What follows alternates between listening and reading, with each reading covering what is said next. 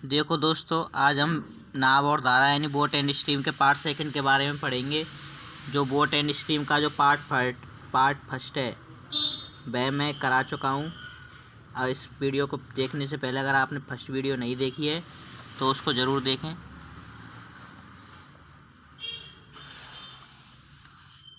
देखो, boat and stream से संबंधित कुछ सवाल बनते हैं, वो उनके बारे में पढ़ते हैं। वो कैसे आते हैं ये सवाल आते हैं, जैसे आपको एग्जांपल दे रखा है कि अनूप धारा की दिशा में 33 किलोमीटर की दूरी और धारा के विपरीत दिशा में 35 किलोमीटर की दूरी 8 घंटे में तय करता है। यानी धारा के अनुकूल कितना कर रहा है, डाउनवर्ड स्ट्रीम में कर रहा है 33 किलोमीटर, ठीक है। और अपवर्ड स्ट्रीम में कर रहा है 35 किलोमीटर। कितने घंटे में कर रहा है दोनों को, टोटल 8 घंटे में। उसी प्रकार अगर वह इतने ही समय में धारा की दिशा में यानी कि डाउनवर्ड स्ट्रीम को 44 किलोमीटर और धारा की विपरीत दिशा में यानी 28 किलोमीटर की दूरी तय करता है, इतने ही समय में यानी 8 घंटे में तय करता है, ठीक है। तो धारा की दिशा में 55 किलोमीटर, यानी धारा की दिशा में क्या होगी, x+y होगी, और धारा की विपरीत दिशा में यानी 14 किलोमीटर की दूरी को तय करने में कितना समय लगेगा। इसमें क्या पूछा है, टाइम पूछा है, ठीक है। करेंगे कैसे, एक बार दोबारा सुनो सवाल को कि अनूप धारा की दिशा में 33 किलोमीटर की दूरी और धारा की विपरीत दिशा में 35 किलोमीटर की दूरी 8 घंटे में तय करता है, ठीक है, तय कर सकता है। इतने ही समय में वह धारा की दिशा में यानी डाउनवर्ड स्ट्रीम 44 किलोमीटर और धारा की विपरीत दिशा में अपवर्ड स्ट्रीम 28 किलोमीटर 8 घंटे में तय कर सकता है।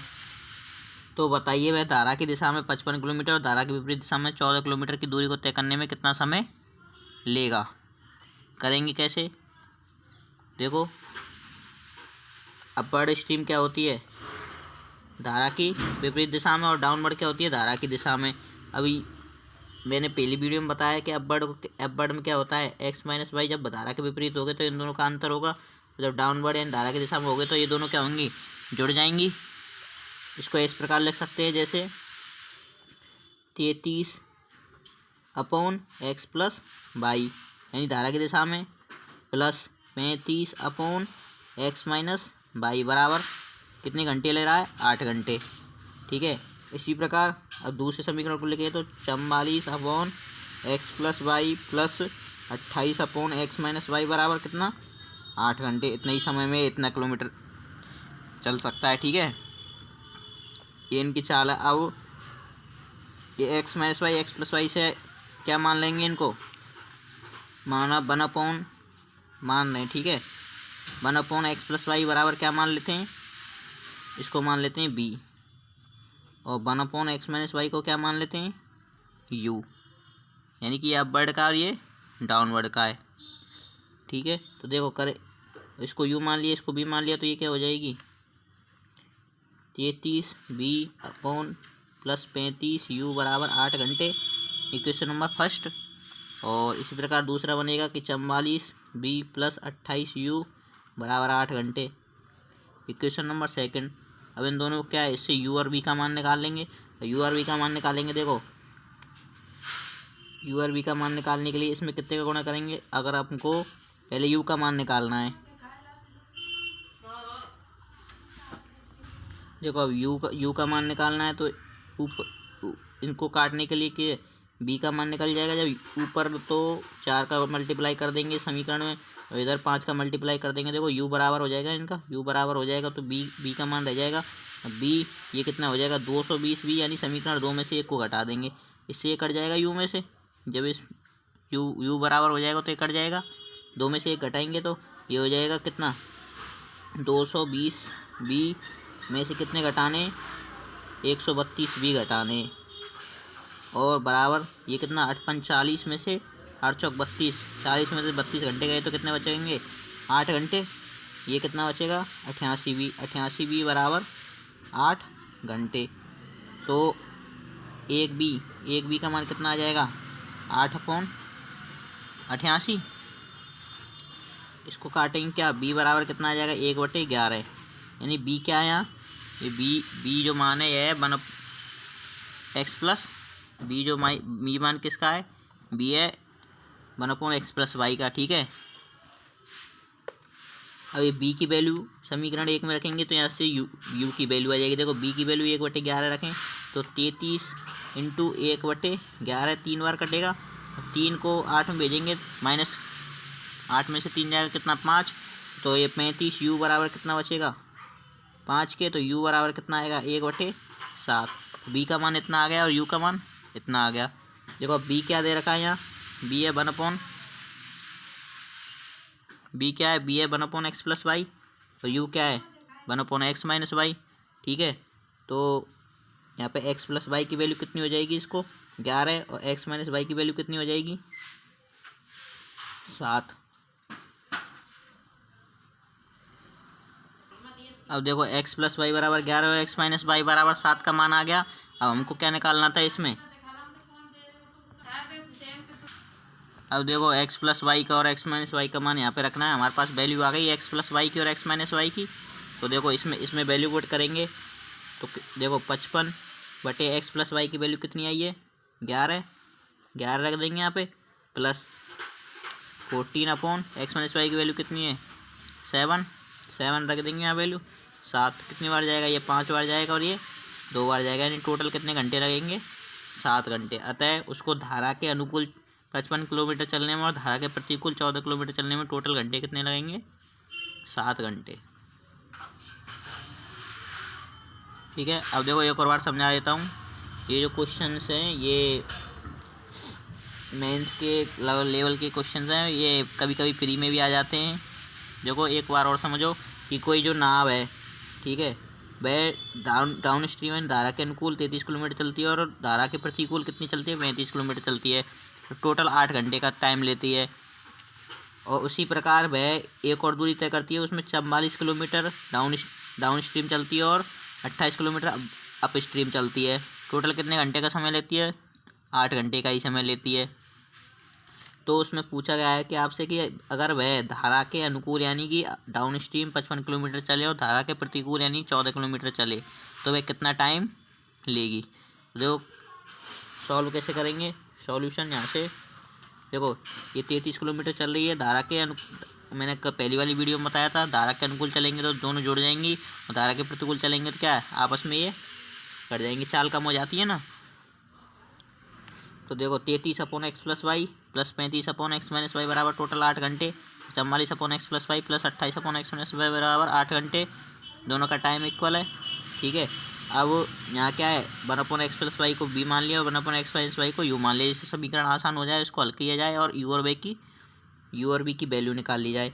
अब यहाँ पे हमने इक्वेशन को बराबर करके काट पीट के u और v की वैल्यू निकाल लिया। u की वैल्यू 1/7 और b की वैल्यू कितनी निकली है 1/11। अब b बराबर 1/11 है तो 1/x+y के बराबर है, तो x+y यानी इसका उल्टा कितना हो जाएगा 1/11 का उल्टा 11 हो जाएगा और 1/7 का उल्टा क्या हो जाएगा 7। तो x-y की वैल्यू कितनी आ गई 7। अब हमको इस वाले जो समीकरण हमसे पूछा है मान, इसमें x+y की और x-y की वैल्यू रख देनी है, यानी 11 और 7 जो है रख देनी है। 11 से 5 बार, 7 से 2 बार, 5 और 2 7, यानी टोटल घंटे कितने लगेंगे 7 घंटे। अब देखो आपको दूसरा क्वेश्चन दे सकता है, जैसे कि एक नाव धारा के प्रतिकूल दिशा में चलने पर टोटल 9 घंटे 36 मिनट का समय लेती है। ठीक है, 9 घंटे 36 मिनट ले रही है, कब जा रही है जब धारा के प्रतिकूल यानी अपवर्ड स्ट्रीम में जा रही है, तो अपवर्ड स्ट्रीम में। ठीक है, और अगर वह धारा के अनुकूल यानी कि डाउनवर्ड स्ट्रीम में जाती है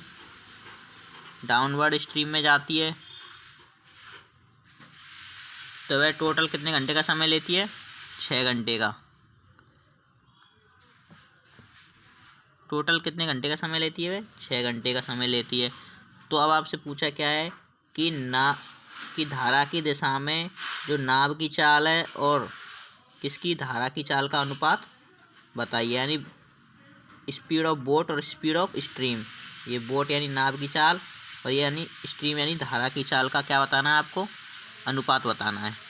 करेंगे कैसे, देखो मैंने आपको एक फॉर्मूला बताया था उसमें फर्स्ट वाली वीडियो में कि अगर धारा नाव की चाल और धारा की चाल का कभी भी अनुपात पूछा जाए और वो टाइम के रूप में दिया हो, तो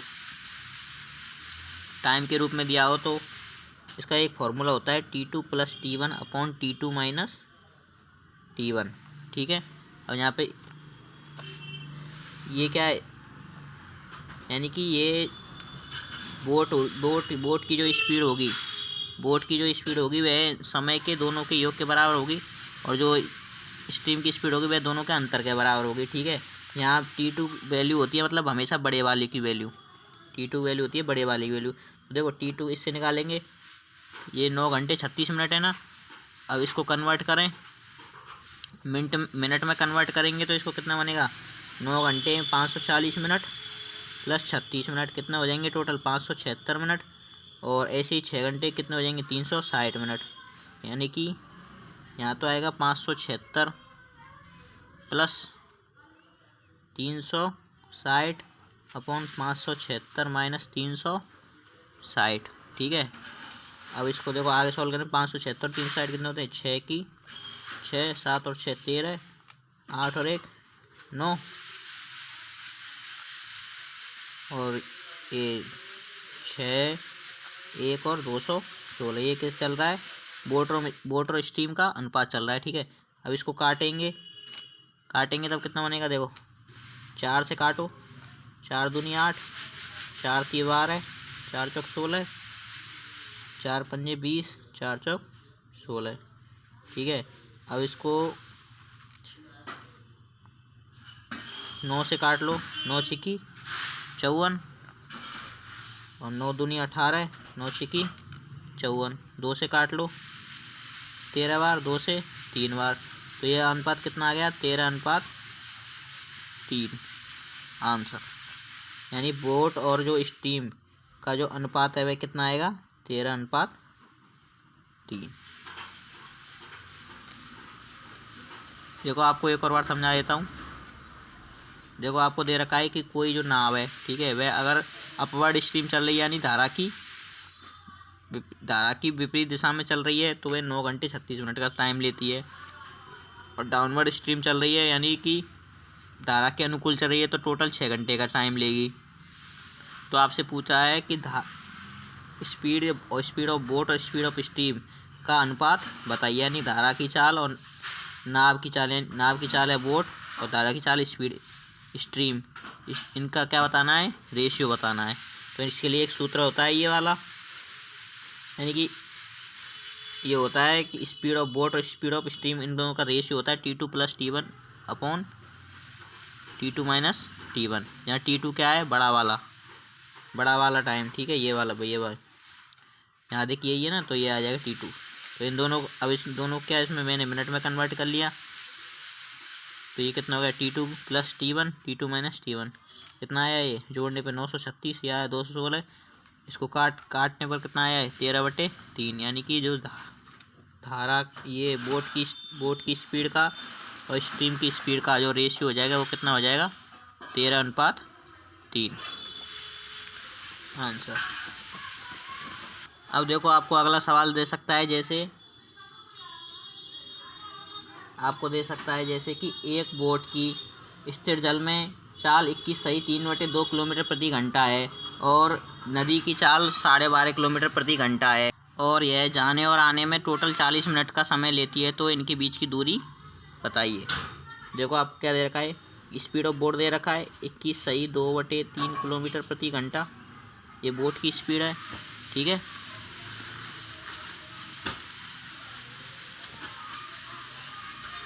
और आपको दे रखी है स्पीड ऑफ स्ट्रीम कितनी दे रखी है, ये दे रखी है आपको 12.5 किलोमीटर प्रति घंटा।